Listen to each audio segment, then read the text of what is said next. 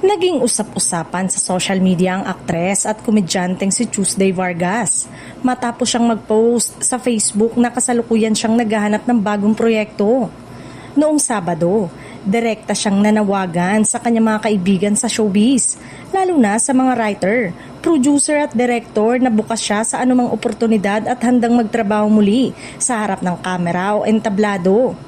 Sa kanyang mensahe, inilarawan ni Tuesday ang sarili bilang isang masipag at versatile na artista na handang patunayan ng kanyang kakayanan sa mga susunod na proyekto. Please, hire me po. Promise, pag-uusayan ko po, anya. Na agad namang umantig sa maraming netizen at kapwa-artista na nakabasa ng kanyang pahayag online.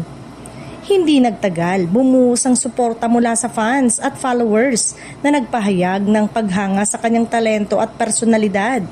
Marami ang nagbanggit na bukod sa pagiging mahusay na performer ay kilala rin siya sa kanyang sense of humor at pagiging totoo sa sarili.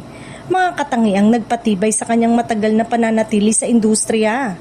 May ilan ding nagmungkahi na subukan muli ni Tuesday ang teatro at iba pang live performances, habang ang iba naman ay nagbalik tanaw sa kanyang mga naging proyekto sa pelikula tulad ng Here Comes the Bride, LSS, Keka at Kasal-Kasali Kasalo na nagpatunay sa kanyang husay sa parehong drama at comedy role. Samantala, napansin din ng netizen na marami ang nagtatag kina Coco Martin at Vice Ganda sa mga post tungkol kay Tuesday.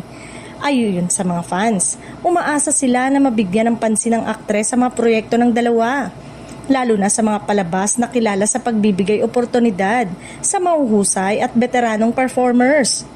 Sa kabila ng kasalukuyang paghahanap ng trabaho, nananatiling positibo ang pananaw ni Tuesday Vargas at bukas sa anumang bagong hamon sa kanyang karera.